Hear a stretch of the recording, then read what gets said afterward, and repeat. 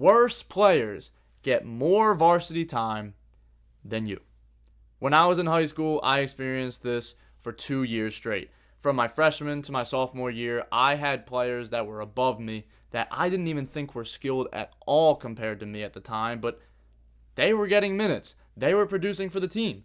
And I wasn't. I was watching from the sidelines, sitting on the bench. So, to make sure you don't have that same experience, let me tell you what you need to do to earn that spot and get your coach's trust. Let's dive in. So the first thing that I remember from those guys that weren't as skilled as me, but they just got more time, was that they did simple moves, and they were just not overthinking. I was a spaz when I was younger. Like, I would overthink everything. Oh, did I have my foot placement correct on that shot? Oh, I think I spun off the wrong foot. I wasn't balanced. Like, those guys weren't even thinking about that.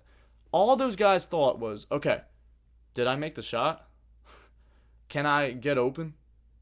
That's really it. And I personally think that's a better way to play now. Like, yes, I'm going to be analytical when I look at my own film and, when I rewatch the game. But during the game, I'm not thinking about any of that.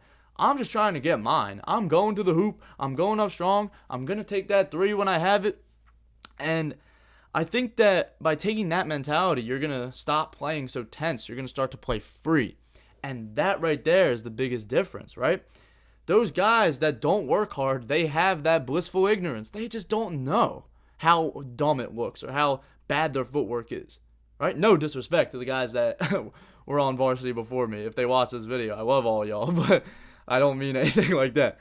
But yeah, man, like, if you don't have that knowledge of, like, how every move should feel and how it should look, you're not going to be worried about it. So try to get that out of your mind. Just play the game, man. All right? Next, you don't have a plan when it comes to your training.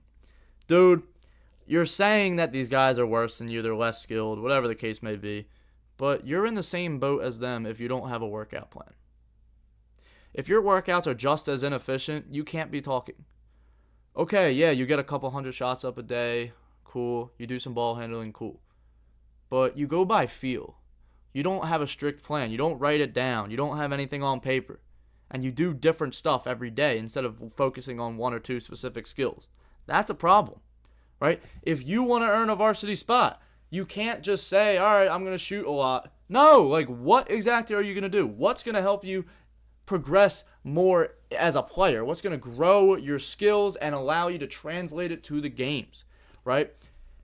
You got to do stuff that's games translatable. I talk about this all the time. Your training must be game-like. Don't do slow reps. Like, speed it up. Because when you catch the ball in the games, you got to catch it and go right away. Now, if you don't know how to make a training plan, you feel really lost on that, click that top link in the description. That's the Varsity Basketball Blueprint. It's a full guide to making a varsity team. It has in-season and out-of-season basketball routines and in-season and out-of-season lifting routines. Everything you need all laid out for you. You just got to do the work. Top link in the description. Next, you have bad conditioning. When I was in my sophomore year, I didn't realize that my conditioning was bad. In an AAU game, I scored 20 points in the first half, and I was feeling good. And then I finished the game with 23. That taught me a lot. It taught me that I didn't have the conditioning to play all 40 minutes. I got gassed. And I wasn't able to break through that double team. So, once I really dialed in on my conditioning, I remember I came back that next season for AAU, and I had like 35 points in one game, 36. I had 30 a couple times, 27. So, it makes a big difference, man. Your conditioning is so important. All right, this last piece of advice is a big one. You don't have a strong enough mentality. You have what I call the underclassman mentality. So, you're going into the gym and you're timid. You're nervous because you don't have a voice yet. You haven't earned your stripes. And look, everybody starts there. But if you want to make varsity as an underclassman, you have to shed that negative mentality, right? That, you don't belong, or, man, I'm not ready. I don't have enough experience. Like, no. None of that matters, all right? What matters is that you work hard, you have leverage in your training, you obsess over this, and you really just want to do anything it takes to win. If you have that, you're going to be all right. Like, you're going to be good. But you can't allow yourself to fall into negative thinking. You need to find some way to condition your mind to think positively. Now, this isn't wishful thinking. I don't believe in all that, like, oh, if I just believe hard enough in, like, oh, I'm going to manifest my dreams. Like, no, bro. Like, it's kind of crazy, right? But what I do believe is that if you think positively, your body and your mind will perform better because it's in a more positive state. And by it performing better, you have a better chance of achieving the things you want. Right? When you're negative, when you're scared, when you're nervous, you're not going to perform at your best. Right? That's real. But when you're positive, you're happy, you're relaxed, you're having fun, you're probably going to play more free. All right? So some mental tactics that I use, one of them I really love is I treat my mind like a factory. So you have two bosses that could run this factory.